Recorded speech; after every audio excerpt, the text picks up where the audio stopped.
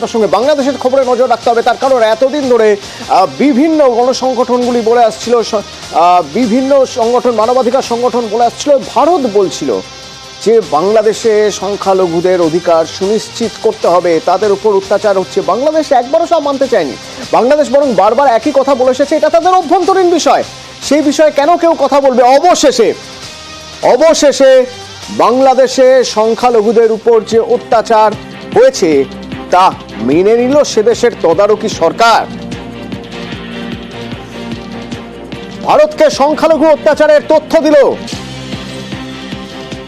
বাংলাদেশে বিক্রম মিশ্রের সফরের পর বাংলাদেশ থেকে নতুন তথ্য। কি সেই তথ্য? যেখানে বলা হচ্ছে 26টি সংখ্যালঘুদের ধর্মস্থানে হামলা হয়েছে, 88টি মামলা হয়েছে, সংখ্যালঘু অত্যাচারে শতাধিক গ্রেপ্তার হয়েছে। এই তথ্য এবার বাংলাদেশের তদারকি সরকার দিচ্ছে। ভায়োলেন্স হয়েছে মাইনরিটিকে টার্গেট করে, 70 জন সোফার অ্যারেস্টেড হয়েছেন এই কয়েকটা ঘটনায়, এবং এটা চলমান। এটা আমরা আরো বেশ কিছু 88টা কেস হয়েছে।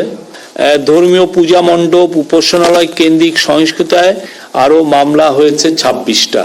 আর গ্রেপ্তারের সংখ্যা হচ্ছে হিন্দু বৌদ্ধ ঐক্য পরিষদ প্রাপ্ত তথ্য অনুযায়ী যে 62টা কেসে ওইটাই 35 জন, আর এইখানে 26টা কেসে হচ্ছে আরো 35 জন। যারা বাংলাদেশে এই ধরনের ন্যাক্কারজনক কাজে, যারা এই ভায়োলেন্সে যারা জড়িত, আমরা সবাইকে অ্যারেস্ট করব। মৈত্রী রয়েছেন আমার সঙ্গে নয়াদিল্লি থেকে। মৈত্রী, দিল্লির চাপে কি অবশেষে ঢাকা মানতে বাধ্য হলো এবং সংখ্যালঘু অত্যাচারের তথ্য দিতে বাধ্য হলো মনে হয়? দেখো, একেবারে বাংলাদেশের তরফ থেকে যে ভূমিকা নেওয়া হচ্ছিল দিল্লির অবস্থানের পরেও বাংলাদেশ কার্যত অনড় অবস্থানে ছিল, কিন্তু ভারতের চাপ যে তারা অস্বীকার করতে পারছেন না তারই প্রমাণ এই স্বীকারোক্তি। তাদের তরফ অবশেষে এতদিন পর্যন্ত করে বলছিলেন যে এগুলি সব মিডিয়ায় প্রকাশিত ভুল তথ্য, কোথাও কোনো সংখ্যালঘুর উপর অত্যাচার হচ্ছে না, কিন্তু এবার তারা মানতে বাধ্য হয়েছেন এবং তারা প্রকাশ্যে এসে এটা জানিয়েছেন যে 88টি মামলা রুজু হয়েছে এবং শতাধিক গ্রেপ্তার হয়েছে। ফলে সেই অবস্থায় দাঁড়িয়ে এই বিষয়টি কিন্তু কার্যত স্পষ্ট হয়ে গেল যে ভারতের তরফ থেকে যে টানা চাপ দেওয়া হচ্ছিল, নৈতিকভাবেও বিক্রম মিশ্রি সেখানে উপস্থিত হওয়া এবং একেবারে দ্বিপাক্ষিক বৈঠকে বিষয়টি তুলে ধরা, সবকিছু মিলিয়ে কিন্তু এই চাপের মুখেই বাংলাদেশ অবশেষে স্বীকার করতে বাধ্য হয়েছে এই তথ্য।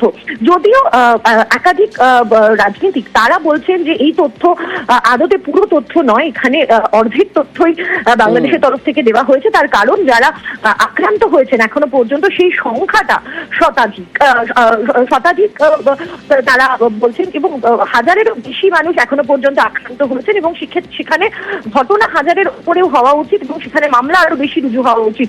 তবে এটা বাংলাদেশের প্রথম স্টেপ যে অগস্ট থেকে এখনো পর্যন্ত হামলার ঘটনা যে ঘটেছে সংখ্যালঘুদের উপর সেটা প্রকাশ্যে এসে স্বীকার করে নেওয়া। ধন্যবাদ।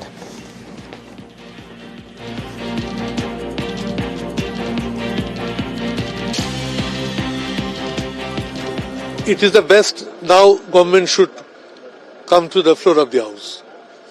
Let us debate it wholeheartedly. We have assured the government we will stand by the government of India so far international external issues are concerned. After the visit of Foreign Affairs Secretary, it is always desirable and expected that situation will be improved and Bangladesh will come to its normal position. এতদিন পর্যন্ত বলা ভালো যে বাংলাদেশ এটা অ্যাকসেপ্টই করছিল না যে সে দেশে সংখ্যালঘুদের উপর অত্যাচার হয়েছে। কমসে কম তারা অ্যাকসেপ্ট করেছে, মেনে নিয়েছে যে অত্যাচারটা হয়েছে, কিন্তু যে সংখ্যাটা বলা হচ্ছে আমার মনে হচ্ছে সংখ্যাটা অত্যন্ত কম। এবং আমরা দেখেছি হাজারে হাজারে সংখ্যায় মানুষ হিন্দুদের বাড়ি জ্বালিয়েছে, বাড়িঘর ভেঙেছে। সেখানে মাত্র 70 জনকে গ্রেপ্তার করা মানে হচ্ছে ললিপপ ঝোলানো। এই ললিপপ চোষার জায়গায় আমরা নেই, পুরো ভারতবর্ষের বিভিন্ন জায়গায় গোটা দেশ জুড়ে মানুষ আন্দোলনে নামছে, হিন্দুদের স্বার্থের কথা ভাবছে, কিন্তু আমাদের এখানে থেমে থাকলে হবে না, এতে সন্তুষ্ট হলেও চলবে না। ভারতবর্ষের প্রত্যেকটি হিন্দুকে বাংলাদেশি হিন্দুদের পাশে দাঁড়াতে হবে এবং আমরা দাঁড়াতে চাই, আগামী দিনেও দাঁড়াবো। আর এদিকে আগে থেকে ঘোষণা করা হয়েছিল বিএনপির তরফে যে বাংলাদেশ ত্রিপুরা সীমান্ত, অর্থাৎ ভারত বাংলাদেশ সীমান্তে আগরতলার কাছে সেই সীমান্ত পর্যন্ত তাদের লং মার্চ হবে। এই লং মার্চ হবে আখাউড়া সীমান্ত পর্যন্ত আগে থেকে জানানো হচ্ছিল। সেই লং মার্চ নিয়ে সতর্ক, কড়া নিরাপত্তা রয়েছে ইন্দো বাংলাদেশ সীমান্তে, কড়া পাহারা।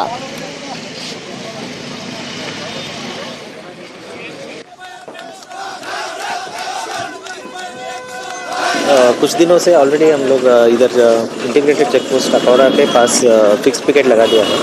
इसमें हमारा रेगुलर फिक्स पिकेट रहता है और बॉर्डर एरियाज में भी हम लोग बीएसएफ के साथ मिलके रेगुलर पेट्रोलिंग भी कर रहे हैं। जैसे कि आप जानते हैं कि अभी नॉर्थ ईस्ट काउंसिल का मीटिंग हो रहा है 2021, सो इसके बैकग्राउंड में हम लोग अभी और सिक्योरिटी बढ़ा दिया है। पूरा जो सेंसिटिव एरियाज है, कम्युनली सेंसिटिव एरियाज है, इस सब में पीस रखने के लिए जो चाहिए सभी स्टेप्स हमने ले लिया है। বাংলাদেশে সংখ্যালঘুদের উপর অত্যাচার হচ্ছে, ধর্মস্থানে আঘাত আনা হচ্ছে, বাংলাদেশ স্বীকার করছে, কিন্তু যে পরিসংখ্যান দিচ্ছে সেই পরিসংখ্যান বোধহয় সঠিক নয়। হয়তো তার চেয়েও অনেক বেশি পরিমাণে হচ্ছে। তা যদি না হয় তাহলে বাংলাদেশ থেকে প্রাণ ভয় পালিয়ে আসছেন কেন? এক নাবালিকা পালিয়ে এসেছে বাংলাদেশ থেকে, বলছে এমনই অবস্থা ওখানে যার জন্য পালিয়ে আসতে বাধ্য হয়েছে সে। চঞ্চল রয়েছে আমার সঙ্গে। চঞ্চল, কোথা দিয়ে, মানে কিভাবে ওই নাবালিকার পক্ষে পালিয়ে আসা সম্ভব হলো এবং কেনই বা পালালো ওই নাবালিকা, জানালো? দেখো অতুলদা, তোমাকে জানিয়ে রাখি যে বাংলাদেশে অত্যাচারিত হয়ে প্রাণ বাঁচাতে ভারতের ভূখণ্ডে প্রবেশ করতে বিএসএফের হাতে ধরা পড়লো ওই নাবালিকা। চোপড়ার ফতেপুর বিএসএফ এর হাতে ওই নাবালিকা আটক হওয়ার পরেই চোপড়া থানা পুলিশের হাতে তুলে দেয় সীমান্তরক্ষী বাহিনীরা। তবে তোমাকে জানিয়ে রাখি যে ওই নাবালিকার এক আত্মীয় বাড়ি রয়েছে, যেটা হচ্ছে জলপাইগুড়ির বেলেকবাই এলাকায়। কিন্তু ওই নাবালিকা বাংলাদেশে ছিল, পঞ্চগড় জেলার বাসিন্দা। ওই পরিবার, যে নাবালিকা এবং নাবালিকার পরিবার কিন্তু ইসকন ভক্ত ছিল। এরপরই কিন্তু ওই নাবালিকার পরিবার এবং নাবালিকাকে কিন্তু বারবার হুমকির মুখে পড়তে হতো, তাদের উপর অত্যাচার চালাতো। সেই অত্যাচার এবং ভয়ে প্রাণ বাঁচাতে কিন্তু ভারতের ভূখণ্ডে প্রবেশ করতে বিএসএফের হাতে ধরা পড়ে যায়। তবে ওই নাবালিকার আত্মীয় যারা রয়েছেন তাদের চোপড়া থানা আসার পরে তাদের কাছে জানা গেছে যে তাদের উপরে অত্যাচার হতো, এমনটা কিন্তু কথা তিনি পরিষ্কার ভাষায় বলেছেন। এবং এই অত্যাচারের যে পরিমাণ, সংখ্যালঘু যে হিন্দুরা রয়েছে বাংলাদেশে তাদের উপরে যে অত্যাচার হচ্ছে তার কিন্তু রীতিমতো প্রমাণিত হচ্ছে। একের পর এক যারা বাংলাদেশের থেকে তারা ভারতের ভূখণ্ডে প্রবেশ করতে, এই নিয়ে গোটা ঘটনা কিন্তু একটা এলাকায় চাঞ্চল্য ছড়িয়ে পড়েছে।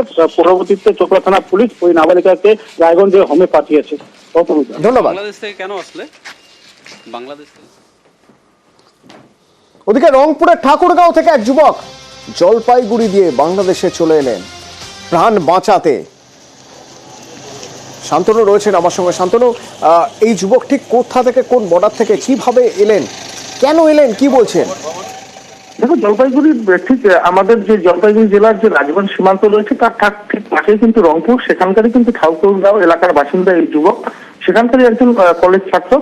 মূলত তার যেটা দাবি যে গতকাল রাতেই সে কিন্তু ভারতে ঢোকার জন্য চেষ্টা চালিয়েছিল এবং ভোরের দিকে যখন ভারতে প্রবেশ করে সেই সময় কিন্তু বিএসএফ তাকে আটক করে এবং আজ তাকে জলপাইগুড়ি রাজগঞ্জ থানা পুলিশের হাতে তুলে দিয়েছে।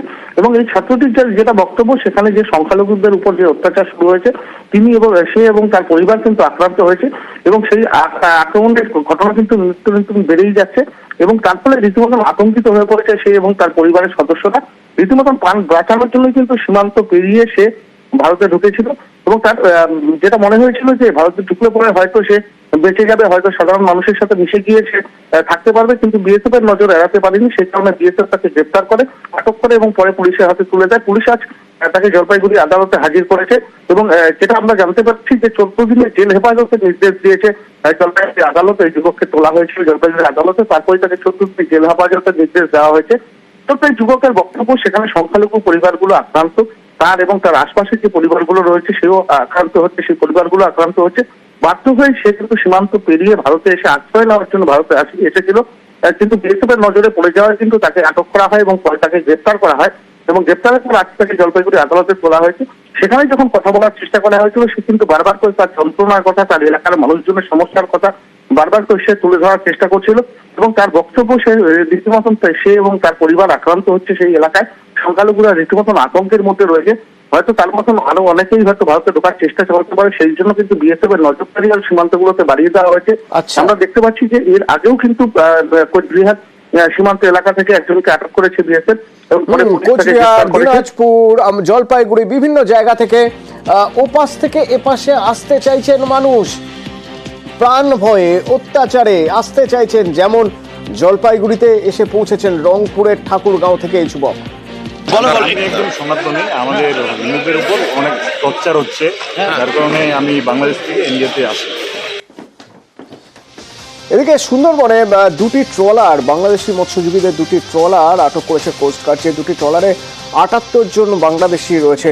বিশ্বজিৎ, একটু জানতে চাইবো, এই যে দুটি ট্রলার, মাছ ধরার ট্রলার নিঃসন্দেহে, কিন্তু এই ট্রলারে দুটি ট্রলারে 78 জন, কোস্টগার্ড কি বলছে? হ্যাঁ দেখো, অতনু, প্রথমেই তোমাকে বলে রাখবো, বারে বারে কিন্তু বাংলাদেশের তরফ থেকে যে অভিযোগটা করা হচ্ছিল যে ভারতীয় যে সমস্ত ট্রলার তারা কিন্তু বাংলাদেশি জলসীমানায় ঢুকে পড়ছে এবং তারা মৎস্য শিকার করছে। এমনিতেই বেশ কয়েকটি ট্রলার কিন্তু ইতিমধ্যে বাংলাদেশে কিন্তু আটক রয়েছে। সেই মাঝেই কিন্তু তুমি দেখো, বঙ্গোপসাগরের যেটা যে মৎস্যজীবী সংগঠন এবং যারা মৎস্যজীবীরা রয়েছে এই কাকদ্বীপ সহ এই উপকূলীয় এলাকায়, তারা যেটা জানাচ্ছে যে দুটি ট্রলার, একটির নাম হচ্ছে লাইলা 2 এবং মেঘনা 5, এই দুটি ট্রলার কিন্তু সুন্দরবনের এই সমস্ত এলাকায় এসে কিন্তু ভারতীয় জলসীমানার মধ্যে তারা কিন্তু ফিশিং করছিলেন এবং সেই সময় যথারীতি যে কোস্টগার্ড ছিল, কোস্টগার্ড তাদেরকে আটক করে। দুটি ট্রলারে মোট 78 জন কিন্তু মানুষজন সেখানে উপস্থিত ছিলেন। স্বাভাবিকভাবে তাদেরকে কিন্তু কোস্টগার্ড এখনো পর্যন্ত এটা খবর পাওয়া যাচ্ছে যে উড়িষ্যার যে পারাদ্বীপ যে বন্দর আছে সেই বন্দর এলাকায় তাদেরকে নিয়ে রাখা হয়েছে। সম্ভবত তাদের সঙ্গে জিজ্ঞাসাবাদ চলছে যে এতগুলো মানুষ কিভাবে এখানে এলো বা তারা ওখানে কি করছিল, সেটা নিয়ে কিন্তু তাদের সঙ্গে কথা বলা চলছে। এবং সব থেকে বড় বিষয় যেটা, ভারতীয় যারা মৎস্যজীবী তারাও কিন্তু এবারে নতুন করে অভিযোগ করা শুরু করলো, যেহেতু তারাও বাংলাদেশি সমুদ্রের যে যা মৎস্যজীবী ট্রলার তারাও কিন্তু ভারতীয় জলসীমানায় ঢুকে তারাও ফিশিং করে।